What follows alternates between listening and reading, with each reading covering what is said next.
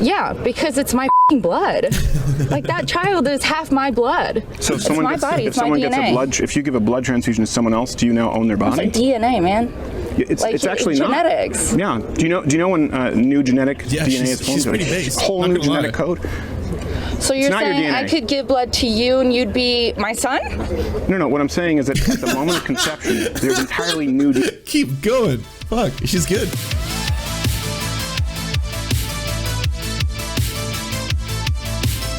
Brainless pro-choicer claims right to murder.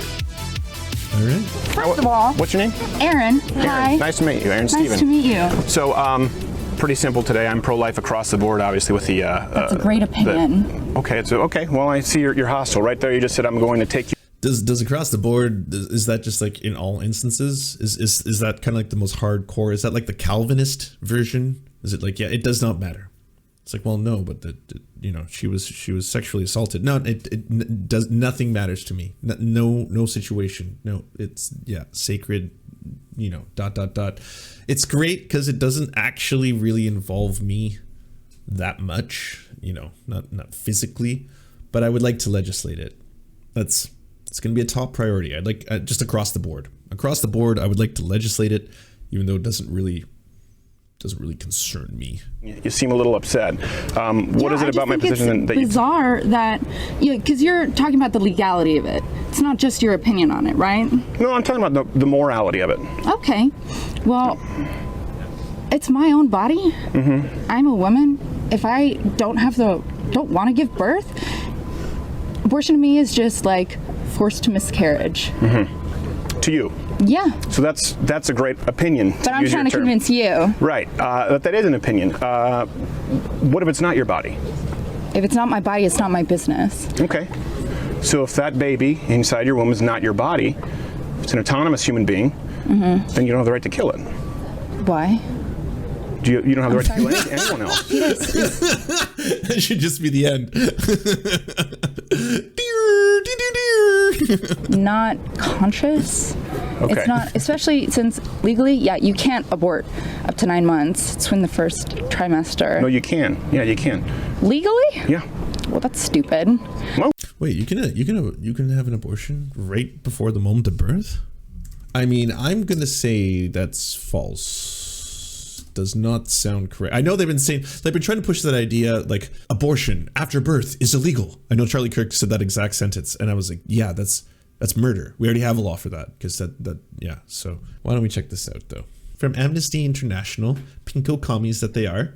The 1973 U.S. Supreme Court ruled that abortion was legal in the landmark case Roe v. Wade. It's already hard for people to get abortions across the U.S. Yes, it's incredibly difficult. Institute found that in 2014, 93% of Alabama counties had no clinics to provide abortions. Yeah, draconian to say the least. There are nowhere near enough abortion clinics in the U.S. There are 6 states in the U.S. which only have 1 clinic providing abortion. 27 major U.S. cities and as much as rural America qualify as abortion deserts, where most people live more than 100 miles away. Wow. And it's such a double-fisted, like, horrible thing, too, because the same legislators who will tell you that birth control, for example, should be outlawed or birth control should be illegal, all that kind of shit, are the same ones who are like, and by the way, you should have no access to an abortion. No, both things. You should not have birth control. You should abstinence. Have you tried it? Yeah, just don't do that thing. Don't do that thing that you really want to do and or other people really want to do. Don't do that. Just don't. And just ignore everything around you that's kind of always constantly reinforcing sexuality and ideas like that. Just don't do it. It works for me. Some states have effectively banned all abortion. Alabama's new law bans all abortion. Jesus. But it's not just outright bans we're worried about. The new law will cause death and injuries. These laws are discriminatory. People with low incomes, teenagers, people of color, migrants, and refugees are hardest hit by abortion restrictions because it is more difficult for them to pay, travel, or take time off work. African American women are 3 or 4 times more likely to die in pregnancy or childbirth than white women in the US, and this shameful inequality will likely be entrenched by new laws, making pregnancy even more dangerous. These laws are also another blow to the LGBTI. I've never heard this one. LGBTI. You either have to add some letters. People who have suffered a sustained attack on their rights under the Trump administration. Trans people in the U.S. already face huge barriers for accessing reproductive health care, and this rift and new laws will further exclude them. 73% of Americans want abortion to remain safe and legal. Fuck yeah. Good job, America. But This is not the answer to the question. How late can you have an abortion in the US? Viability is usually placed with about 7 months, 28 weeks, but may occur earlier, even at 24 weeks, when the court ruled in 1973 that then current medical technology suggested that viability could occur as early as 24 weeks. So viability is usually placed about 7 months, 28 weeks, but may occur earlier. So yeah, he's lying. You cannot get an abortion at the 9th month. And when would that ever happen? Is just like right before giving birth? It's like, oh, actually, I've decided against this. Yes, it's a Republican nightmare come to life. Yeah, the horror film. I'm glad we find some common ground there. Yeah. You disagree with Andrew before you. Well, I mean, up to 9 months, that baby's about to pop. I think it would be fine if that baby, you know, was, well, about to die in the first few minutes. You can if there's a medical reason for it, as in the mother's survival. Okay. Well, good. Okay. There's no point anyways. So. But well, this is something that happens a lot. People bring up an extreme example like rape, incest, or the baby's about to die to make a point. Sounds to me like you support abortion regardless. Yeah. Okay, so let's not even, that doesn't matter so much. I guess what it comes down to is, what do you define as personhood? You said it's my body, my choice. Yeah. But if there's a baby inside of you that is in fact not your body, then it's not your choice. Body. Okay, how so? Yeah, because it's my blood. Like, that child is half my blood. So if someone gets a blood, if you give a blood transfusion to someone else, do you now own their body? It's like DNA, man. It's actually genetics. Not. Yeah. Do you know when new genetic DNA is formed? She's pretty base. Whole new genetic code. So you're saying I could give blood to you and you'd be my son? No. What I'm saying is that at the moment of conception, there's entirely new DNA. Keep going. Fuck, she's good. DNA formed, not your DNA, not the father's DNA. It's DNA of an entirely new human being that defines everything from eye color to height to male pattern baldness. But it's still half my DNA. It's a portion of your DNA. That went into it. Sure. Yeah. So then, by that logic, as long as it's a portion of your DNA, it would be okay to abort a 9. Wow, you see, it's like she has shut him down on everything, and now he's finally clinging to his last little remnants. Some would say a very small amount of something, a crumb, or what's even smaller, something microscopic. Oh, like DNA. Yeah, clinging on to the DNA of his fucking false analogy argument right now. Yeah, there's okay, half. Give me half. At least, right? Half. Give me that. Grab me one thing. 9-month-old child, a 2-year-old child, because it's your DNA. How can you abort a 2-year-old child? Kill it.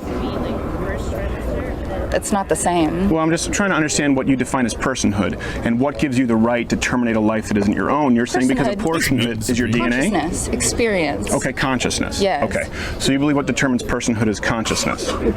That child is not going to know anything. I just want to make sure we understand here. Yeah. Let me allow you to, how do you define a person, a human being? What makes us people? What makes us human? What makes us human? Well, yeah. What human experience? Just like I said earlier, it's the experience. Okay. We're all freaking humans. We're all made up of the same kind of DNA.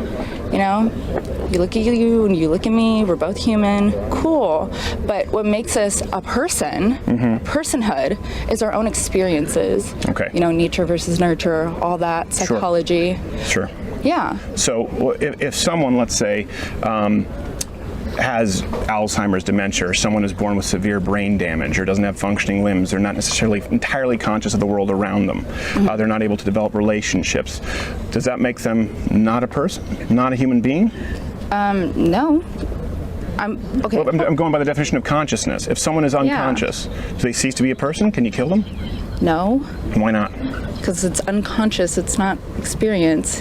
What if someone has never had any experiences? I've known people, I've worked with people especially. I was gonna say, so what you're finding here is he's done this before. You see, he's got a couple tricks up his sleeve, yeah. And then now we're gonna wrap her and twist her words around, and now it's gonna make her sound like a monster, obviously. And he's actually got the moral high ground here. He's trying to preserve life in all its forms at all times, except for the death penalty, of course. Don't talk about that. Anyways, let's get back to it. But something that is kind of crucial, and this is, I'm just telling you this if you're going forward and you're engaging with people in this kind of argumentation. Stick to the idea that this, and this is something libertarians should love, should be about bodily autonomy. That's the argument you should be having. Should not be about whether or not and when does life begin, what is consciousness, what is all these kind of like metaphysical questions. Like, these are deep philosophical questions, sir. I don't have time for this. All I gotta say is get your fucking hands out of me. That's it. Just get your hands out of my vag. That's all I'm going to say right now. Because fuck you, because it has nothing to do with you, and that's where we're going to leave it. This is about bodily autonomy. You are forcing something upon me. You're forcing me to have to do something against my will. That's all there is to it.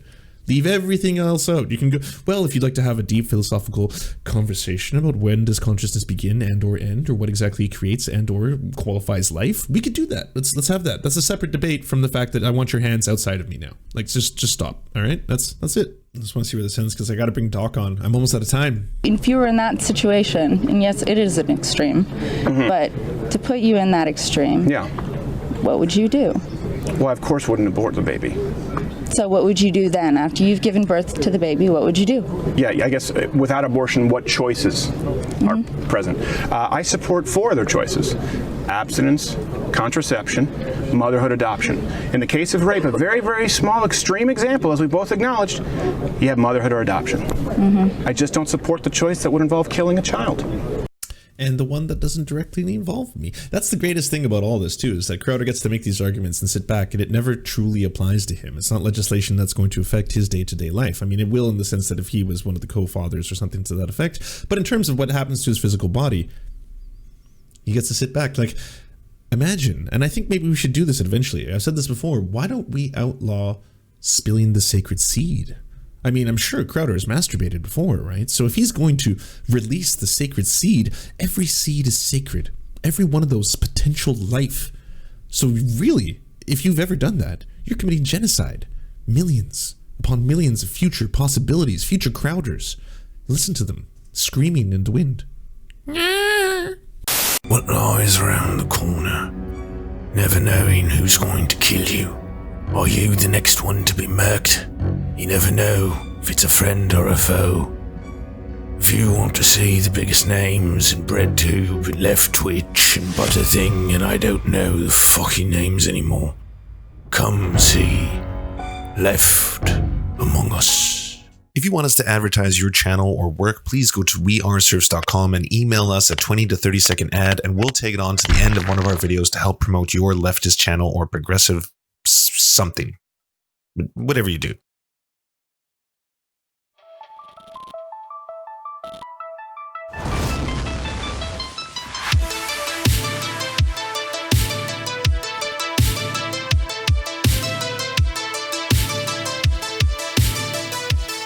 To our God, I'm Rast, Xander Corvus, and Schlatsky, we shall commit blood sacrifices in your honor.